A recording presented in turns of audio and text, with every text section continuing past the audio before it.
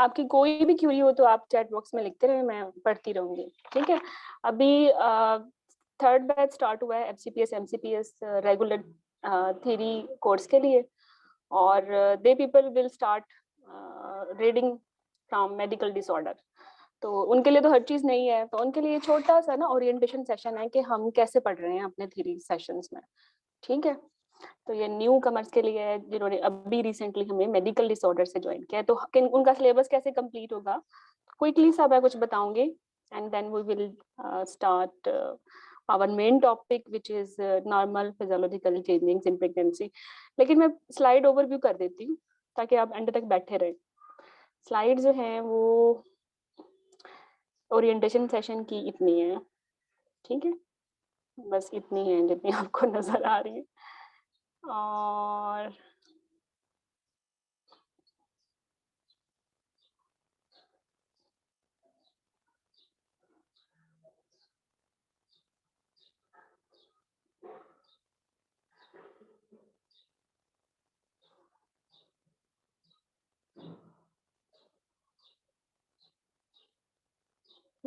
बस ये slide quickly मैं रिव्यू कर बताऊंगी और उसके बाद हमारा टॉपिक स्टार्ट हो जाएगा। इसके बाद वाली जो स्लाइड्स हैं वो हैं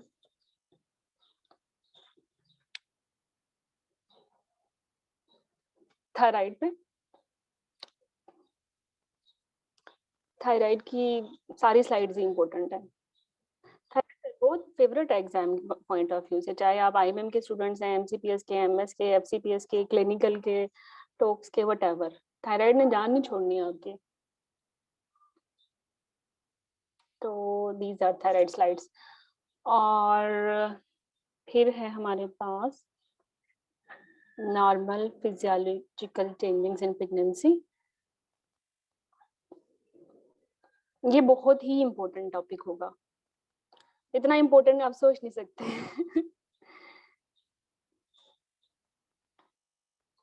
क्योंकि जब आपकी आपसे एग्जामिनर की बातचीत शुरू होती है ना, अगर आप क्लिनिकल में बैठे हुए हैं, आपका मरीज थायराइड डिसऑर्डर के साथ है, आपको पता ही नहीं प्रेगनेंसी में थायराइड के साथ क्या होता है normal, how you will diagnose के वो पैथोलॉजिकल है, वहीं आउट हो गए ना गेम से।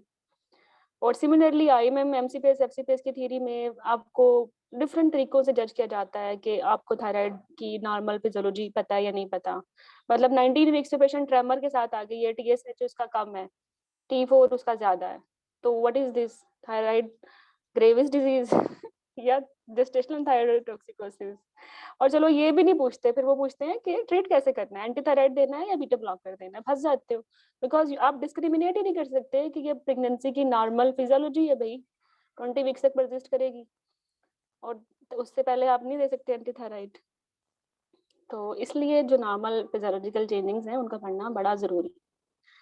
तो ये आज के लेक्चर में ये इंशाल्लाह ये सब कुछ हम कवर करेंगे। ठीक है, coming towards our orientation session. तो एफसीपीएस एमसीपीएस कंबाइन एक में रेगुलर 3 सेशन मेरा स्टार्ट हो रहा है। ये मेरा थर्ड बैच है। पहले जो 2 बैचेस हैं उनका 1 महीना या 1 डेढ़ महीना पहले स्टार्ट हो चुका है, लेकिन थर्ड बैच जो स्टूडेंट्स हमें ज्वाइन करेंगे, they will join us in our orientation topics जो मैंने अभी बताया, thyroid and physiological changing in pregnancy. 3 months में हम कोर्स अपना कंप्लीट करेंगे, वो मैं आपको आउटलाइन बताऊंगी कि कैसे कंप्लीट करेंगे। हम मॉड्यूल में डिवाइड करते हैं सिलेबस, और जब हम एक मॉड्यूल स्टार्ट करते हैं तो उसके फिर हम मजीद टॉपिक्स बनाते हैं, फिर हर टॉपिक का एक लेक्चर होता है और उसका एक क्विज आ जाता है। तो इस तरह हमारा जो है एंटायर सिलेबस बहुत ही ऑर्गेनाइज और सिस्टमेटिक वे में कवर हो जाता है। आई विल टेल यू कि बुक्स कौन सी पढ़नी है, मेथड क्या होना चाहिए पढ़ने का, आप अपने नोट्स कैसे बनाएं, ठीक है, आपकी रिकॉल्स की अप्रोच कैसे होनी चाहिए, कौन सी बुक्स हैं जो आपने प्रैक्टिस बुक्स यूज करनी है, कौन सी बुक्स हैं जो आपने रिकॉल्स के लिए यूज करनी है। तो इस कोर्स से after attending this course your entire syllabus will complete. ना सिर्फ कंप्लीट होगा, आपके 2-3 रिवीजन सर्किट्स भी हो चुके होंगे, क्योंकि रिवीजन नहीं है तो फिर कुछ भी नहीं होता। ठीक है। और फिर हर मॉड्यूल में डिफरेंट टॉपिक्स हैं, जो मेजर टॉपिक्स हैं उनके टॉपिक वाइज रिकॉल्स भी मिल जाएंगे आपको। आपको अंदाजा होगा कि ये टॉपिक एग्जाम में कैसे फ्रीक्वेंटली टेस्ट होता है। ठीक है। और इसके अलावा आपको समरीज मिलेंगी टॉपिक्स की। समरी जो है इनको बनाने में जितनी मैं एफर्ट करती हूँ आप उसका सोच भी नहीं सकते।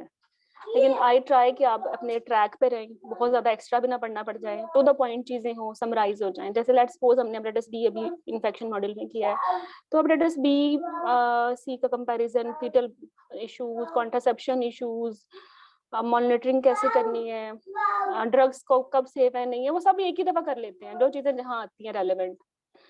और रेलेवेंसी ही जो है ना एक बड़ी टिप है आपके लिए। आज मैं बताऊंगी कि कैसे हम रेलेवेंट रहें तो हम ऑर्गेनाइज रहते हैं। तो इस सेशन में हम ये सब कुछ करेंगे, और ये जो टॉपिक वाइज निकाल रहे हैं ये अप्रोक्सीमेटली 40+ हैं, ठीक है। जैसे कि आज मेडिकल डिसऑर्डर बता रही हूँ कैसे पढ़ना है, ऐसा हम इन्फेक्शन कैसे पढ़ना है वो कर चुके हैं। तो आपको हर मॉड्यूल को पढ़ने का तरीका भी बताया जाएगा कि इस एग्जाम में ये कैसे आता है और आपने इसमें कैसे अप्रोच करनी है, कौन सी बुक्स हैं, या how you will make your organized notes. 3 circuit revision तो उन लोगों के लिए जिन्होंने अर्ली ज्वाइन किया था, but I will make sure third batch वाले एटलीस्ट 2 सर्किट ऑफ रिवीजन तो करें, ठीक है। आपका और हमारा जो ताल्लुक है जनाब वो सिर्फ आपके एग्जाम तक नहीं है, this is a life long connection. And how it is life long connection, आप FCPS 1 करते हैं, इसके लिए मेरा बिल्कुल सपोर्ट ग्रुप है, सारा सिलेबस अवेलेबल है, हर छोटा छोटा लेक्चर उसको रिकॉर्ड करके मैंने बनाया हुआ है। इसी तरह जो है MRCOG 1 का मेरा कोर्स अवेलेबल है। आप somehow you have done FCPS 1, आप IMM में आ गए, मेरे IMM के 3 कोर्सेज हैं, वेरी ऑर्गेनाइज्ड। आप IMM पास करते हो, इसका टॉक्स में अपेयर होते हो, इस पे मेरी डेडिकेटेड बुक्स हैं, कंप्रीहेंसिव भी और पास टॉक्स पेपर की भी। आप IMM पास कर लेते हो, फिर आप FCPS में मेरे पास साथ मुझे ज्वाइन करते हो। फिर FCPS में इसके डेडिकेटेड थ्योरी ग्रुप्स हैं, जैसे कि आज का थ्योरी ग्रुप की हम बात कर रहे हैं, आप थ्योरी पास कर लेते हो, फिर आपके लिए क्लिनिकल के ग्रुप है, इसमें आपके क्लिनिकल शॉर्ट केसेस और एक्सटेंडेड टॉक्स में कवर करवाती हूँ। और ऑब्वियसली जहाँ तक आप मेरे साथ चलते हो यहाँ तक, तो अगर इंसान बन के चलते हो आप पास हो जाते हो। आपसे पहले जो मेरे स्टूडेंट्स पास हो चुके हैं उनका नंबर 350+ है, तो आप 351 होंगे फिर, ठीक है।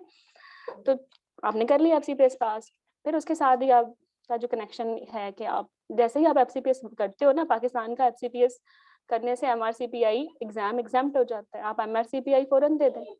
MRCPI फौरन देने से उसका जो एग्जाम करिकुलर है या मेथड है या सिंगल बेस्ट आंसर है, वो सारे ऐसे ही हैं जैसे FCPS है। मतलब आप 1 महीने की तैयारी के बाद भी MRCPI में आफ्टर पासिंग योर FCPS बैठ सकते हो और आप पास कर सकते हो। मैं MRCPI राइट नो मैं नहीं करवा रही हूँ, क्योंकि मैं खुद MRCPI नहीं हूँ, सिर्फ MRCG 1 में पेड ग्रुप करा रही हूँ, बाकी मेरे हेल्पिंग ग्रुप है, ठीक है। अच्छा, the moment you have done your FCPS, उसके बाद आपको लाइफ लॉन्ग मेंबरशिप मिल जाती है OBG कंसल्टेंट ग्रुप की, जहां हम daily day to day OBG के जो चैलेंजिंग केसेस हैं वो हम डिस्कस कर रहे होते हैं, और उसमें डिफरेंट जॉब अलर्ट्स भी आ रही होती हैं। तो यू विल सी कि ये जो कनेक्शन है ना आपका हमारे साथ, या जब हमारे साथ आप ये जुड़े हो तो पूरी जिंदगी भर के लिए आप जुड़ चुके हो। हम आपको आफ्टर योर FCPS भी नहीं छोड़ने वाले, MCPS भी नहीं छोड़ने वाले। When you will do clear your national exam, तो आपको प्लेटफॉर्म मिलेगा ऑर्गेनाइज्ड, इकोनॉमिकल एंड फ्री भी, बहुत सारी चीजें फ्री भी हैं, जिसके साथ आप अपने इंटरनेशनल एग्जाम्स भी पास कर सकते हो, ठीक है। ओके जनाब, अब हम अच्छी बातें कर लेते हैं। आपने दूसरों को नहीं देखना होता कि दूसरे क्या कर रहे हैं, आपने सिर्फ अपने आप को देखना है। जो ये जो कामयाबी है ना, ये आपकी आपसे आपके खुद से फाइट है, ठीक है। तो do not compare yourself. मैं अभी कल मेरा क्लिनिकल का था सेशन, जो वाइवा वाले लोग थे टॉक्स के, उनसे मैं बात कर रही थी, मैं घर गई हुई थी, हफ्ते बाद में आई हूँ। मैं अपनी फ्रेंड से ही मिली रास्ते में आते हुए, जो मुल्तान का रूट था लाहौर तक, बुरे वाला आया रास्ते में, कबीर वाला आया, वहाँ बड़े बड़े डॉक्टर्स के नाम लिखे हुए थे, दे वर माय क्लास फेलोज। रास्ते में इतने बड़े बड़े हॉस्पिटल्स आए, दे वर माय क्लास फेलोज। मैं उनको देख रही थी, and I told my husband, ये इतना बड़ा जो हॉस्पिटल है, she is my roommate, and ये लेकिन माशाल्लाह कितनी तरक्की कर ली है उसने। लेकिन मैं जेलस नहीं हुई उससे, मेरे बहुत सारे क्लास फेलोज बहुत अच्छी अच्छी सीट्स पे हैं, बहुत अच्छे अच्छे उनके पास मेडल्स हैं, बहुत अच्छे मतलब कंसल्टेंट की जॉब्स हैं उनके पास, इनसाइड पाकिस्तान आउटसाइड पाकिस्तान। लेकिन why to compare myself with those people, हर एक की अपनी जिंदगी है। मैं अपने कैपेसिटी में रह के, अपने सर्कमस्टांसेस में रह के, I am doing my best, और मैं मेरी जो है ना अपने आप से ही जंग है, और आई विल अचीव इट। तो ये जो आप में कीड़ा है ना दूसरों से कंपैरिजन का, ये छोड़ दें, ठीक है। जो आपके लिए मुनासिब है, जो आपके सर्कमस्टांसेस हैं, they are specific to you. किसी और का जूता नहीं आपके पाँव में पूरा आएगा, ठीक है? तो this is purely your fight. आपकी जो कैपेबिलिटीज हैं, they can be much more than others. तो कैसे आप दूसरों के कंपेयर करके उनके साथ ही रहेंगे? आप तो उनसे बहुत आगे भी जा सकते हो, ठीक है? तो एक तो ये पॉजिटिविटी का थोड़ा सा मुझे मुझे खुद से फील हुआ, मुझे लगा मैं पीछे रह गई हूँ। तो मैंने मतलब बहुत सारे स्टूडेंट्स भी सोचते होंगे कि हमारे कोलीग्स बहुत आगे चले गए हैं लाइफ में। ऐसा कुछ भी नहीं है। Live your own life. Okay, theory group हमारा स्टार्ट हो रहा है मेडिकल डिसऑर्डर से।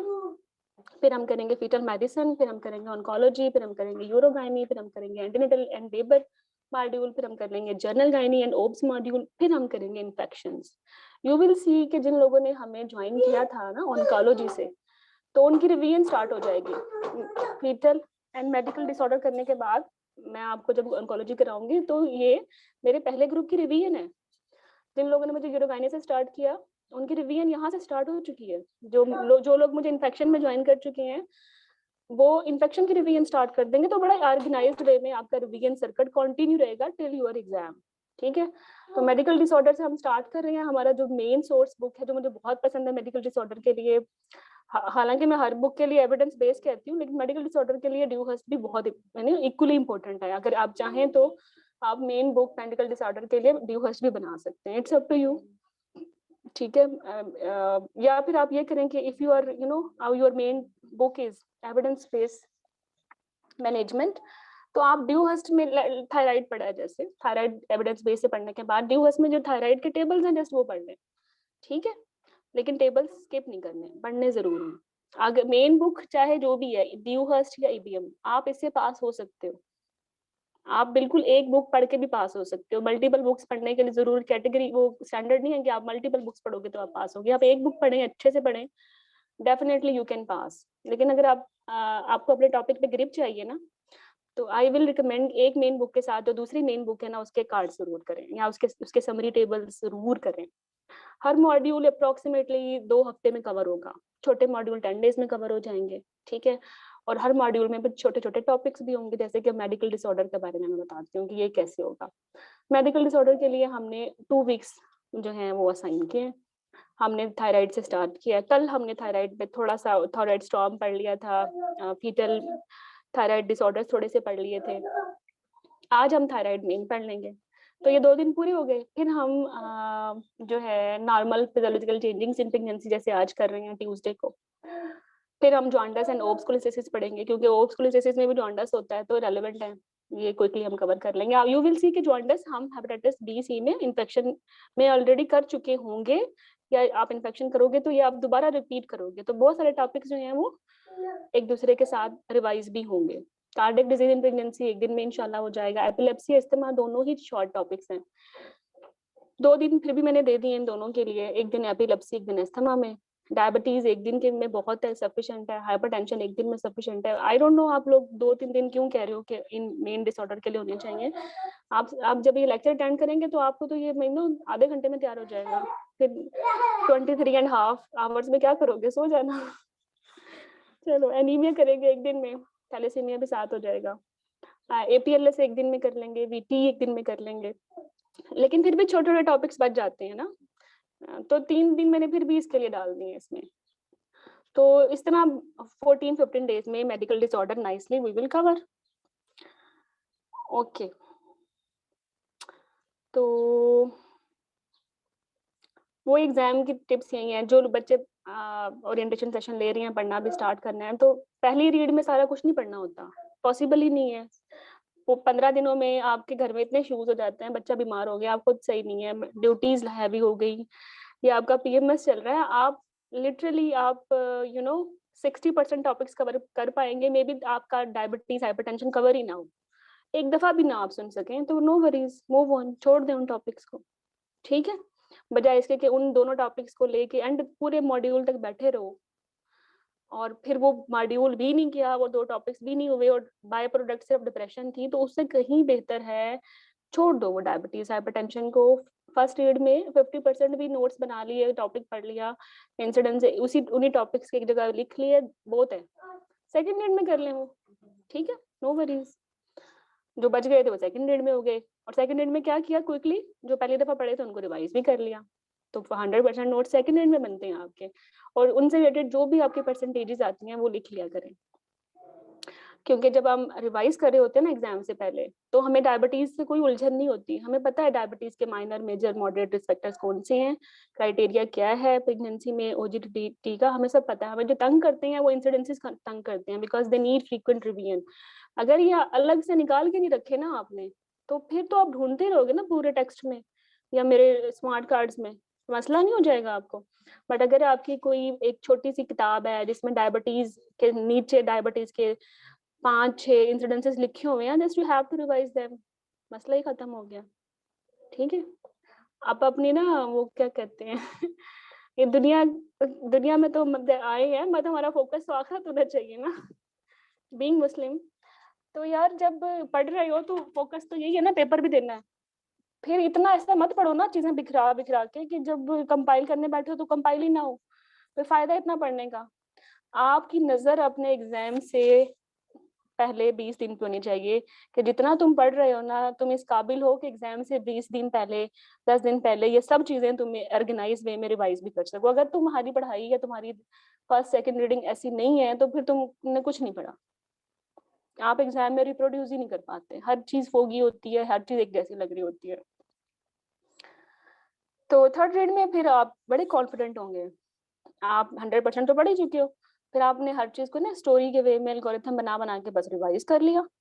अगर वो काम सेकंड रीड में नहीं हुआ तो थर्ड रीड में कर लिया आपने। जब आप यहाँ तक पहुंचोगे तो आपका दिमाग जो है ना वो फोगी नहीं होगा, you will be very confident. अगर बहुत सारे बच्चे ऐसे हैं वो कहते हैं मैडम आपके जो नोट्स है ना, आपके समरी कार्ड्स हैं, वो टाइमली हमें दे दें, हम वो वहीं से पढ़ लेंगे, because we can't make our own notes. ठीक है, आप पढ़ लेंगे, बुक भी अवेलेबल हो जाएगी, मैं काम कर रही हूँ इस पे, लेकिन एक सिंसियर मेंटोर कभी भी आपको ये नहीं कहेगा कि मेरी बुक्स ना खरीदे जाओ खरीदे जाओ, ये एडिशन नया आ गया, दूसरा एडिशन ले लो, तीसरा एडिशन ले लो। जो आपकी पहली बुक होती है ना, जिसमें आपके अपने हाथों से लिखा होता है, उससे आपकी ना पेज मेमोरी बन जाती है। Do not upgrade your books, जो चीजें अपग्रेड हो रही हैं वो ही लिख लें कहीं उन्हीं बुक्स पे जो आपकी पहली बुक्स थी, ठीक है। और अव्वल बात तो यही है कि मेक योर ओन नोट्स, आपके जो अपने हैंड रिटन नोट्स हैं उनकी ना दुनिया में कोई रिप्लेसमेंट नहीं है, कोई अच्छे से अच्छा मेंटोर उसको रिप्लेस नहीं कर सकता आके। लेकिन फिर भी अगर सम हाउ प्लान बी तो होना चाहिए, तो प्लान बी यही है कि आप इम्पोर्टेंट लाइंस जो है ना वो इंसानों की तरह हाईलाइट करें, ठीक है। मैं इंसानों की तरह हाईलाइट करने से मुराद मेरी ये है कि जैसे इम्पोर्टेंट कलर कोडिंग कर लें, कि ये जो रेड कोड है ये उन उन लाइंस के लिए हैं जो बहुत स्किप होते हैं एग्जाम में ना, भूल जाती हैं। इनको याद करना एग्जाम से हफ्ता पहले बहुत जरूरी है, वरना ये मैं एग्जाम में रिप्रोड्यूस नहीं कर पाऊंगी। पूरे मॉड्यूल में या पूरे ईबीएम में जो भी लिखा हुआ है रेड हाइलाइटर से हमने हाईलाइट किया, आपने सिर्फ वो पढ़ना है, ये नहीं पढ़ना येलो छोड़ दें, ग्रीन छोड़ दें, ठीक है, पर्पल छोड़ दें, सब छोड़ दें और ऑरेंज छोड़ दें, बट ये जो आपने कलर कोडिंग की है ना रेड से, ये आपके मेन पॉइंट्स हैं। आपने नोट्स नहीं बनाए ना, तो यही आपके फिर नोट्स हैं, this is your plan B. जो चीजें सेकंड ग्रेड में आपको लगता है रिवाइज होना जरूरी है, उनको आप येलो से कर लें, ठीक है।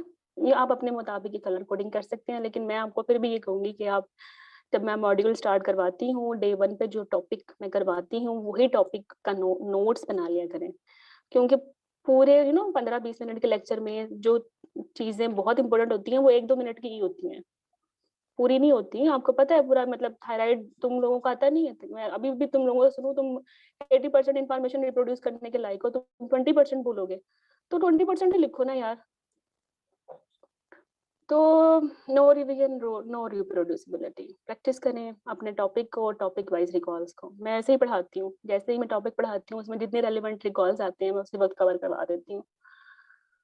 ओके, मेडिकल डिसऑर्डर पढ़ने का तरीका ना ये है कि कोई भी मेडिकल डिसऑर्डर आप पढ़ें, जो आप नोट्स बनाएं अपने, तो ये डब्बे बना लें। टेक्स्ट तो प्लेन होता है, उसमें तो वो नहीं लिखा होता कि प्रायर टू कंसेप्शन क्या करना है, फर्स्ट सेकंड थर्ड में क्या करना है, टाइम ऑफ डिलीवरी ये होगा, वो तो एक स्टोरी वे में होता है, स्टोरी वो मतलब एक प्लेन टेक्स्ट फॉर्म में होता है। ये आपने उसमें से चीजें ना निकालनी है कि like let's suppose thyroid prior to conception क्या वैल्यूज होती हैं, जैसे पेशेंट प्रेग्नेंट होगी तो इसमें नॉर्मल फिजियोलॉजिकल चेंजिंग्स थायराइड में क्या होंगी वो आपने नोट डाउन कर ली। फर्स्ट ट्राइमेस्टर में थायराइड को क्या होना है, सेकंड में क्या होना है, थर्ड को क्या होना है, ठीक है, माँ को क्या होना है। सिमिलरली सेकंड टेबल पे लिखो बच्चे को क्या होना है, ठीक है। टाइम ऑफ डिलीवरी थायराइड में क्या होना चाहिए अगर ऑप्टिमाइज्ड है, बट ऑप्टिमाइज नहीं है तो फिर क्या होना चाहिए। मोड ऑफ डिलीवरी कंट्रोल में क्या है, और अगर नहीं है तो फिर क्या है। अब थायराइड में एंटीपार्टम हेमरेज होता है, हाइपरटेंशन होती है, आईयूजीआर होता है। ये situations mode and time of delivery को इन्फ्लुएंस करेंगी। आपके सिनेरियोज आएंगे, जो आपके क्वेश्चंस आएंगे एग्जाम में, उनमें इन्फ्लुएंस हो रहा होगा, बच्चा आईयूजीआर है, हेमरेज हो रहा है, हाइपरटेंशन हो रहा है, एस्थमेटिक है, थायराइड स्टॉर्म में है और साथ में फीवर है, फिटल हार्ट रेट ज्यादा है और लीकिंग भी हो गई है। हाउ यू विल डिस्क्रिमिनेट कि कोरियोमिनाइटिस है या थायराइड स्टॉर्म चल रहा है। तो ये चीजें आपको, आपने पहले से ही इनका हिसाब किताब किया होगा तो you will be very confident. अच्छा, फिर एनेस्थीसिया कौन सा देना है नॉर्मल लेबर में, थायराइड भी है जनाब, या कार्डियक है तो क्या देना है, या सेक्शन करना पड़ गया है तो फिर कैसा एनेस्थीसिया देना है, ठीक है। पोस्टनेटल प्रोटोकॉल में क्या है, ब्रेस्ट फीडिंग में क्या रिकमेंडेशंस हैं, थायराइड एंटी थायराइड का ड्रग्स की ऐसी कम तो तंग तो नहीं करेंगी, कौन सी एंटी हाइपरटेंसिव है तंग तो नहीं करेंगी, हाइपोग्लाइसेमिक्स में है ब्रेस्ट फीडिंग में कौन से तंग करती हैं, या क्या कुछ स्पेसिफिक रिकमेंडेशंस है कॉन्ट्रासेप्शन कौन कौन से देने चाहिए, यूके मैक 1 से लेके 4 तक लिख डालो। रिकरेंसेस क्या है, जेडीएम का रिकरेंस क्या है, किसी को पीआईएच हो रहा है तो उसका रिकरेंस क्या है, कार्डियक पेशेंट कॉम्प्लिकेशंस होती हैं वो क्यों होती हैं, पीसीएम हो गया पेरीपार्टम कार्डियोमायोपैथी उसका रिकरेंस क्या है, उसका क्राइटेरिया क्या है, प्रेगनेंसी अलाउ कब करनी है, ये सारे आपके रिकॉल्स हैं। फिर नेक्स्ट प्रेगनेंसी में कब उसको जाना चाहिए, एंड देन फिर वो सर्कल चलता रहेगा। सारे disorders, thyroid, cardiac, anaemia, APLS, VTE, diabetes, hypertension, asthma, epilepsy, ये सारे इसी तरह ही करने हैं। ऐसे ही करोगे तो, ऐसे ही नोट्स बनाओगे तो रिप्रोड्यूस कर पाओगे। जब एक मेडिकल डिसऑर्डर एक पेज पे आ जाएगा ना, तो you will have eight the end of the module approximately 10 pages, ठीक है। तो फिर क्या करना है, फिर भूलते हो, फिर जहां लिखा होगा ना कि mode and time of delivery क्या होगा थायराइड का,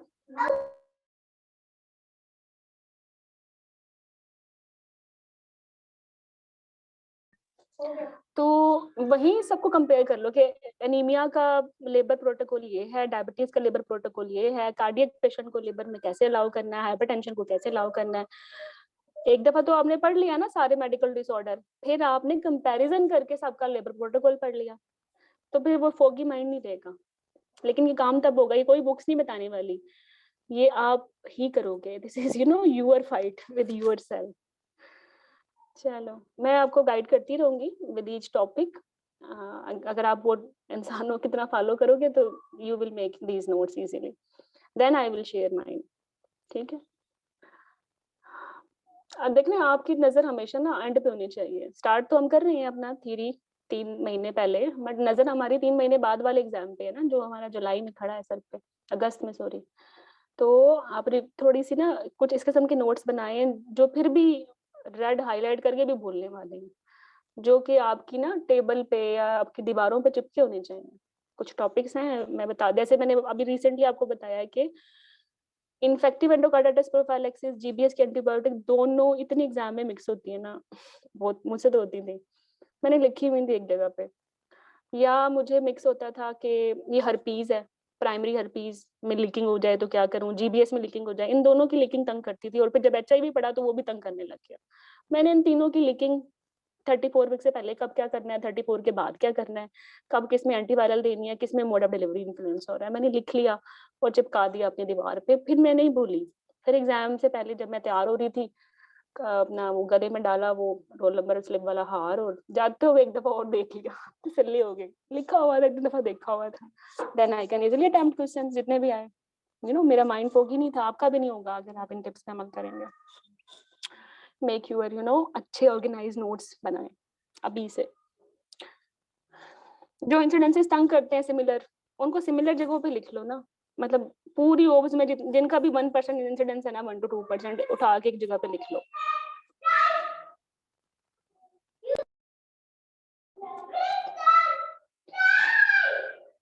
बस थ्योरी बुक्स में तो एबीएम है, ठीक है, सबसे अच्छी बुक। उसके बाद ड्यू फर्स्ट सेकंड पे समरीज, नाइस समरीज नाइन्थ की गाइडलाइन ना 2-2 पेज की, 200-200 पेज की एक गाइडलाइन है। कैसे कर सकते हो? नहीं कर सकते, सिर्फ इनकी रिकमेंडेशंस पढ़ा करें। इसी तरह जेटीजी की भी गाइडलाइन कोई 10 पेज की होती है और टॉपिक कोई 100 है। कैसे कर सकते हो? ना जिंदगी में और काम भी है, ये पेपर तो नहीं है।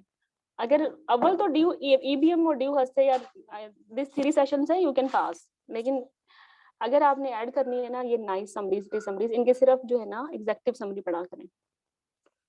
10 टीचर बिल्कुल बेसिक सी बुक है, अच्छी बात है, रिवाइज करो, लेकिन अगर एक दफा पढ़ ली थी आईएमएम में तो कुछ जरूरत नहीं है।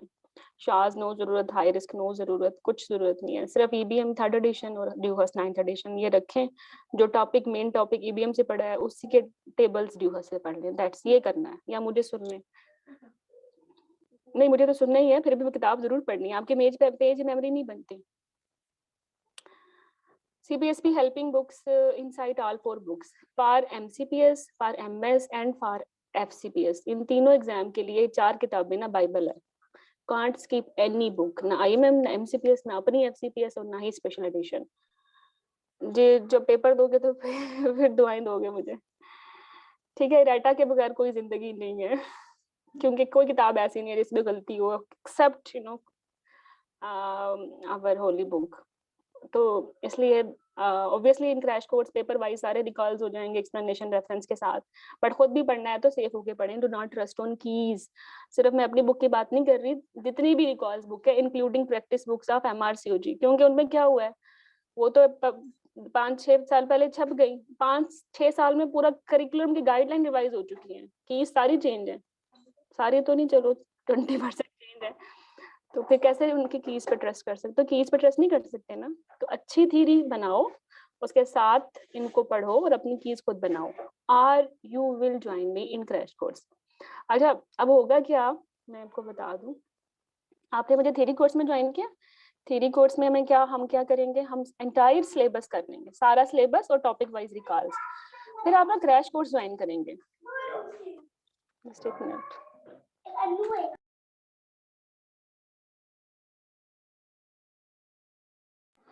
तो क्रैश कोर्स में फिर क्या करना है? क्रैश कोर्स में हम ये जो IMM, MCPS और ये FCPS के पेपर्स हैं, और ये कोई कोई 50-60 पेपर्स हैं, और हर पेपर में पता कितने क्वेश्चंस हैं? 200। अब ये सोच लें कोई 20,000 क्वेश्चंस हैं ये। और हर क्वेश्चन से मुराद पता है क्या? हर क्वेश्चन से मुराद ये है एक टॉपिक, एक पूरा टॉपिक। क्योंकि आप उस एक क्वेश्चन अगर आ गया, जैसे कि थायराइड और कोरियोमनाइटिस मिक्स करके दे दिया, वही लीकिंग हुई है और पेशेंट एंटी थायराइड भी नहीं ले रही और फीवर भी है और पल्स भी इतनी ज्यादा है, तो हाउ यू विल डिस्क्रिमिनेट? दोनों टॉपिक रिवाइज करने पड़ेंगे ना। तो ये 2000 टाइम आपके टॉपिक रिवाइज होंगे। तो क्रैश कोर्स में हम उल्टी गिनती करके ऐसे पढ़ेंगे। ठीक है, कि हम सारे ये 50-60 पास पेपर्स करेंगे और हमारी फ्रीक्वेंट और रिवीजन हो जाएंगी, बट इंतहाई ना कंपैरिजन की वे में, जो थोड़ी बहुत फोग थी वो भी हट जाएगी। अच्छा, फिर क्या होता है? फिर ये होता है कि जस्ट एक minute.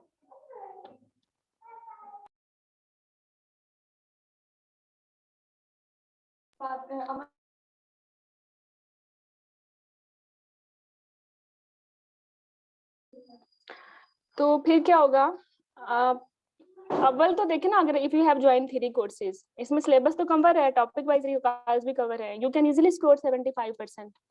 you buy your own, you can easily score 75% and you can pass your exam।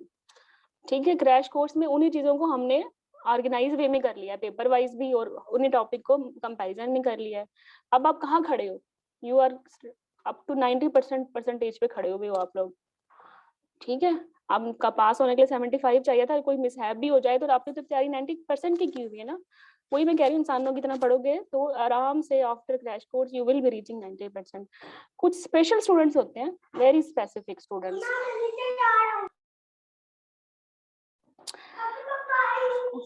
Okay बेटे। अच्छा, तो कुछ स्पेसिफिक स्टूडेंट्स होते हैं जिनके साथ ना रेयर इश्यूज हो जाते हैं। रेयर इश्यूज, घर की शिफ्टिंग आ गई, कोई तबीयत खराब हो गई, कोई फैमिली में कोई मेजर एलिमेंट हो गया, जॉब चेंज हो गई। मेडिकल स्टूडेंट्स के तो डिप्रेशन की फेजेस भी होती हैं और PMS की फेजेस होती हैं, नहीं कर पाए। वो एक हारा हुआ फौजी होता है बेचारा इतनी मेहनत करके रिवीजन नहीं कर पा रहा। और कुछ लोगों को ना रिवीजन फोबिया होता है, मुझे भी था। मैं बहुत अच्छा पढ़ लेती हूँ, रिवीजन करते हुए ना पता नहीं क्या बहुत एंजाइटी डिसऑर्डर शुरू हो जाते हैं। I need help at this time. तो उन स्पेसिफिक लोगों के लिए ना लास्ट डेज रिवीजन एक मेरा छोटा सी ग्रुप एक्टिविटी होती है। ये सब ग्रुप डिफरेंट हैं, ठीक है। ये उन स्पेसिफिक स्टूडेंट्स के लिए लास्ट डेज रिवीजन होता है। इसमें क्विकली सारा सिलेबस रिवाइज करवा देती हूँ, और कुछ आपके 10-15 मॉक टेस्ट होते हैं जो हाई यील्ड क्वेश्चन होते हैं। आप उनको सॉल्व कर लें तो फिर उसके बाद आप 100% पे खड़े हुए होते हैं। तो ये टोटल कोर्सेज जो हैं to clear your exam are 3 theory, crash course and last days revision.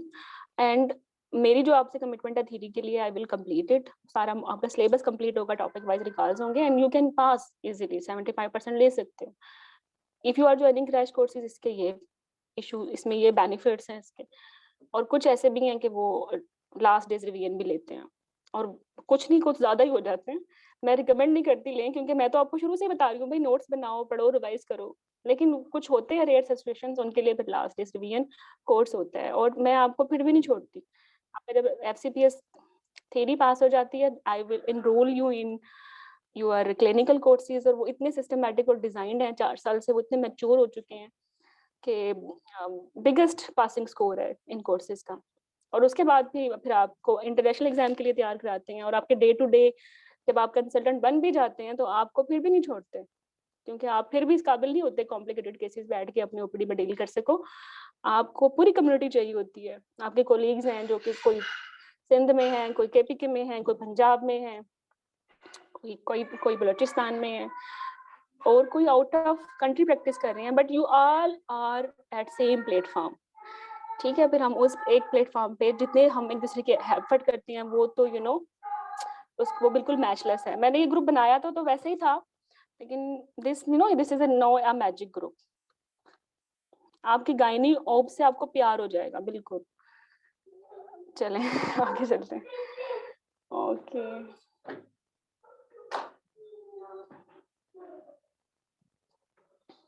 Helping books में लेंज प्री टेस्ट IIM पे आई एम होपफुल आपने कर लिया, नहीं की तो कर लें।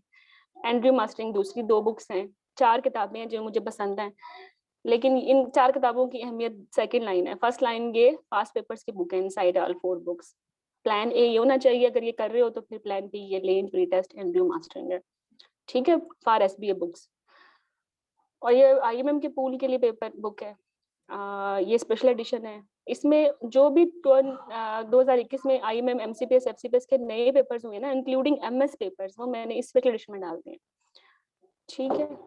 और ये 221 में की स्पेशल एडिशन में ना 2022 वाले FCPS के पेपर भी आएंगे।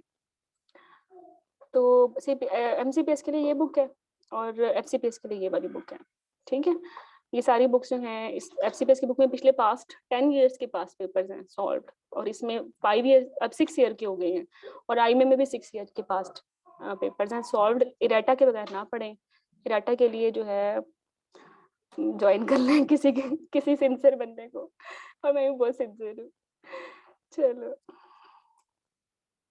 टॉक्स के लिए ये किताबें हैं, इसमें मॉड्यूल वाइज टॉक्स लिख दी है मैंने, ठीक है। और ये पास्ट पेपर्स हैं टॉक्स के, पेपर वाइज लिखती हूँ। और ये आपकी क्लिनिकल शॉर्ट केसेस की किताबें हैं, वाइवा रोप्स की। और ये आपकी समरी बुक्स हैं। इन्फेक्शन ऑन्कोलॉजी तो मैंने बड़े प्यार से लिखी है, बट मेडिकल डिसऑर्डर मैंने इतने प्यार से नहीं लिखी, लेकिन फिर भी लोग पसंद करते हैं। मुझे कभी टाइम मिला तो मैं इसको थोड़ा रिवाइज करूंगी।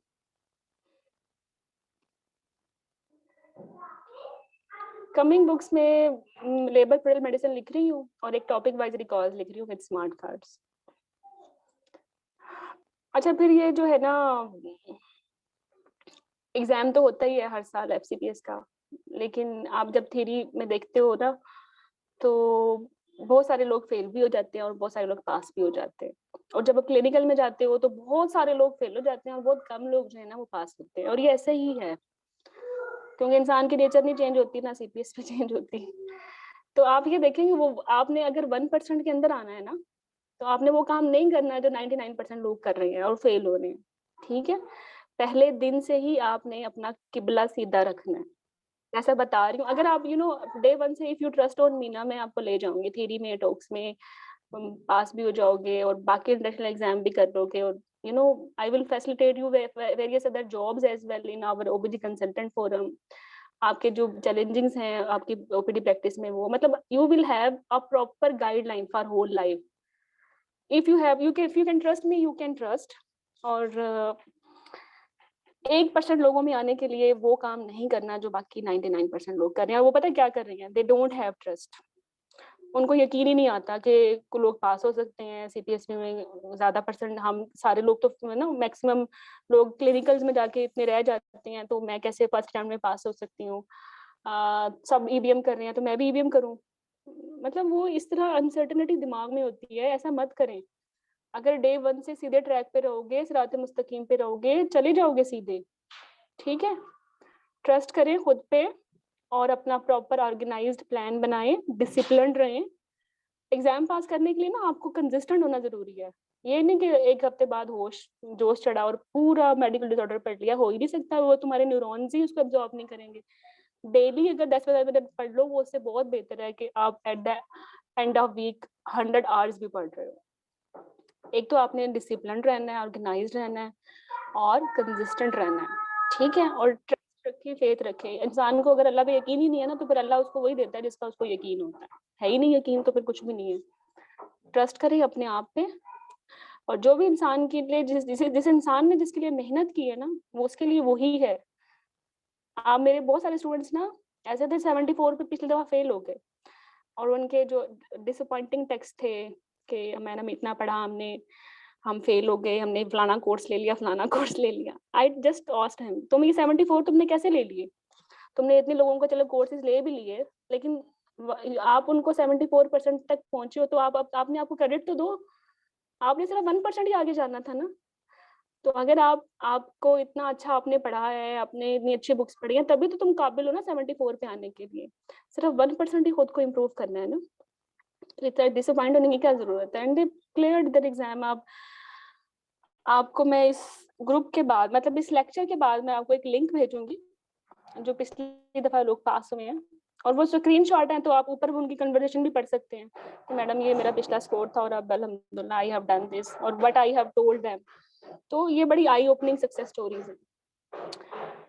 ठीक है? और अगर आप सेकंड टाइम रिपीट कर रहे हो ना एग्ज़ाम, तो आपने ये नहीं करना कि बहुत अच्छा मैंने पढ़ा था, या हमारे साथ ज़्यादती होगी, सीपीएस भी करप्ट है और शायद अल्लाह भी, शायद पूरी हम तो वैसे ही फेल होने के लिए पैदा हुए हैं और हमारे साथ तो पता नहीं क्या हो गया। मतलब ये बुरी बातें हैं। अल्लाह को मायूसी भी नहीं पसंद, ठीक है? कहीं न कहीं आपसे मिस्टेक हुई है, आप आपको इन्फेक्शन अच्छा नहीं आता, आपको लेबर की समझ नहीं आती, 2-4 क्वेश्चन्स थे आपसे ड्रॉप हो गए। Identify your those weak areas and analyze them, उनको मैच्योर कर लेंगे, यू विल पास। जब तक आप अपनी मिस्टेक्स को आइडेंटिफाई नहीं करोगे, यू कांट इम्प्रूव। सारी उम्र ही 74 ही रिपीट करते रहोगे, ठीक है? और सबसे अच्छी बात तो ये है ना कि रिकॉल्स अपनी हिम्मत पे सॉल्व करो। इतने तुम लोग लाइक होने चाहिए, तुम recalls without asking any solve करें।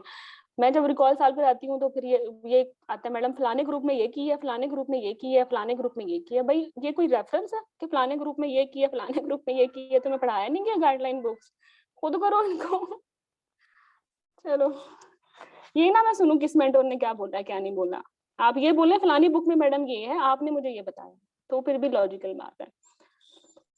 स्ट्रेट ना पढ़ा करें, इंटरेस्टिंग चीज़ें करके पढ़ा करें। जैसे कि हम थायराइड पढ़ेंगे तो हम थायराइड के क्विज़ भी सॉल्व करेंगे। जब हम थायराइड के क्विज़ सॉल्व करेंगे तो फिर हम दोबारा थायराइड पढ़ेंगे, क्योंकि वो हमसे सॉल्व नहीं होगा। ठीक है? तो इस तरह हम पढ़ेंगे। चलो, पहले अगर अगर आप रिपीटर हो ना, तो आप क्विज़ पहले कर लो। क्विज़ पढ़ने से आप टेक्स्ट पढ़ते हो तो आपको स्क्रीन कर लेते हो इन्फॉर्मेशन कि यार ये टीएसएच कराना था या टी4 कराना था, और ये क्या हो रहा है, मतलब टीएसएच प्रेगनेंसी में कम हो रहा है, फिर यहाँ ये ज़्यादा हो रहा है, फिर ये वाक़ई ही थायरॉइडटॉक्सिकोसिस है ग्रेवीज़ की, या ये जेस्टेशनल है? फिर आप ना बड़े स्क्रीन करके पढ़ोगे, बिकॉज़ आप क्विज़ सॉल्व कर चुके हो। क्विज़ सॉल्व ना भी करो, एक दफ़ा नज़र से गुज़ार लो ना रिकॉल्स थायराइड के। जब आप वो खुद पढ़ोगे ना टेक्स्ट बुक या अपने नोट्स या कहीं से भी, जो भी आपका सोर्स है, तो फिर आपकी आँखें स्क्रीन कर लेंगी फटाफट कि ये इम्पोर्टेंट है। ये तो क्विज़ आया हुआ है, ये तो मैंने देखना है आराम से, ठीक है? तो if you are repeating your exam तो अपनी स्ट्रेटजी को चेंज करें, अपने वीक एरियाज को मैच्योर करें पहले। आपको तो लेबर पहले भी अच्छा आता था, फिर दोबारा अंधों की तरह उसके पीछे पड़ गए। आपको इन्फेक्शन में प्रॉब्लम थी ना, तो why not to start from infection, और उसी में A to Z जहां से जितना भी आपको मिलता है पढ़ना आप पढ़े। पढ़ने के लिए बहुत मटेरियल है भाई, वो किताबें बड़ी बड़ी हैं। कम पढ़ना मुश्किल है, ज्यादा पढ़ना तो आसान है। चलो, रजिस्ट्रेशन कोर्स के लिए आप करवा सकते हैं 030148439695। मिस नबीरा होती हैं, आपको एनरोल कर देंगे और फैसिलिटेट भी करेंगे। And thank you. This is ये था एक ओरिएंटेशन सेशन के अच्छा स्टार्ट कैसे करना है, कैसे हम पढ़ेंगे और सब कुछ कैसे चलेगा। अब हम पढ़ते हैं normal physiological changings in pregnancy. इससे पहले आपकी मैं क्यूरीज ले लेती हूँ।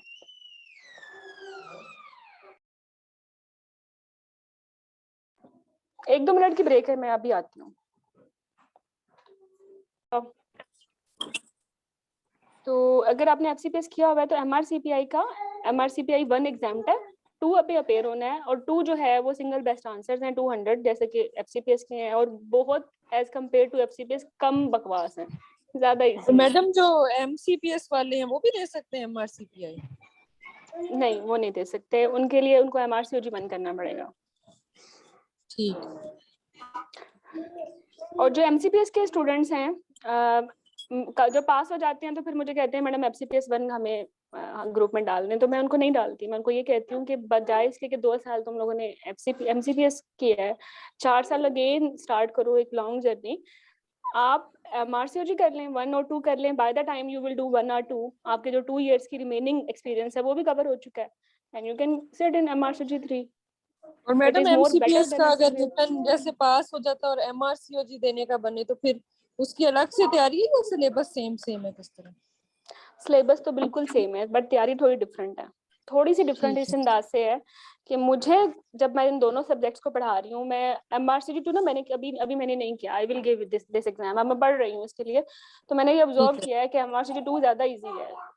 अगर आपने अच्छे से गाइडलाइन पढ़ी हुई है तो वो अटेम्प्ट कर सकते हो, लेकिन आप ना ये जो सीपीएससी का पेपर है इसमें ना आपको 4 अंक चाहिए, आगे भी दो और पीछे भी दो।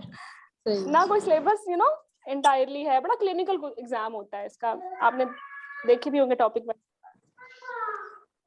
तो एमआरसीओजी ज्यादा इजी है एज कंपेयर टू एमसीपीएस और एफसीपीएस। जैसे एमआरसीओजी 1 तो ट्रेनिंग में भी इतने लोग थे जिन्होंने पास किया हुआ था, कहते हमने ऐसे ही दिया और हमारा पास हो गया। अब थोड़े हालात डिफरेंट है वैसे। एमआरसीओजी 1 में पढ़ा रही हूँ, वो भी मॉड्यूल वाइज ऐसे ही पढ़ा रही हूँ। अभी एम्ब्रियोलॉजी और एनाटॉमी कवर करवाई है, अब जर्नल ओब्स गायनी चल रही है और फिजियोलॉजी चल रही है। इंटरेस्टिंग भी है, मजा भी आ रहा है, और बहुत ही इजी है अगर आप एमसीपीएस या एफसीपीएस कर रहे हो या कर चुके हो। चलिए मैडम, एमसीपीएस पास हो तो इंशाल्लाह फिर एमआरसीओजी भी देंगे। हाँ बिल्कुल, एमसीपीएस पास करें। मैं कभी भी ये नहीं कहती 2 कश्तियों में सवारी करो, पहले एक वक्त में ना एक ही जंग लड़े। ये मल्टीपल थोड़ा एमआरसीपी 1 के बारे में बता दीजिएगा प्लीज। एमआरसीपी 1 का एग्जैक्ट अपना कोई एग्जाम नहीं है, वो ये कहते हैं एमआरसीजी 1 कर लें फिर एमआरसीपीआई 2 देते हैं। और अगर एफसीपीएस 1 दिया हुआ है तो? नो, एफसीपीएस 1 करके एग्जाम नहीं होता, एफसीपीएस पूरा करके एग्जाम होता है। पहले तो एमआरसीजी 1 भी एग्जाम हो जाता था एफसीपीएस से, लेकिन अब नहीं होता। Thank you. मैम आपसे पूछना था कि जो मेडिकल डिसऑर्डर्स हैं वो कैथरीन एल्सन से भी कर सकते हैं? कर सकते हैं, उसकी नहीं कैथरीन एल्सन तो बहुत ही एडवांस बुक है ना, आपने वहां से कर लिया तो फिर तो जरूरत ही नहीं है। बट वो पूरी बुक मेडिकल डिसऑर्डर के लिए करना ना, तो मैं ये कह रही हूँ कि जिंदगी में और भी बहुत चीजें करने के लिए। जी मैम, मैं वो पहले से मैं शुरू से की भी है ना, ट्रेनिंग में भी वही वहां से किया था। ओके ठीक है, it's up to you. Madam वैसे आपके लेक्चर इतने अच्छे हैं, जरूरत नहीं पड़ती किसी और जगह से उसको पढ़ने की। चलें, थैंक यू। मैं भी यही कह रही हूँ कि देखें जिंदगी में हमने जिंदा भी रहना है, फैमिलीज हैं, जॉब है, सिर्फ मेडिकल डिसऑर्डर नहीं है, और भी 8 मॉड्यूल है। तो ये ना ज्यादती है कि ज्यादती तो अल्लाह को भी पसंद नहीं। मतलब एक दफा पूरी एक मेडिकल डिसऑर्डर को A to Z कर लो, बाकी चीजों में टाइम ही नहीं बचा, ना वो रिवाइज हुआ। कहीं बेहतर है कि आप उसको एक स्टैंडर्ड वे में मीडियोकर रह के करो।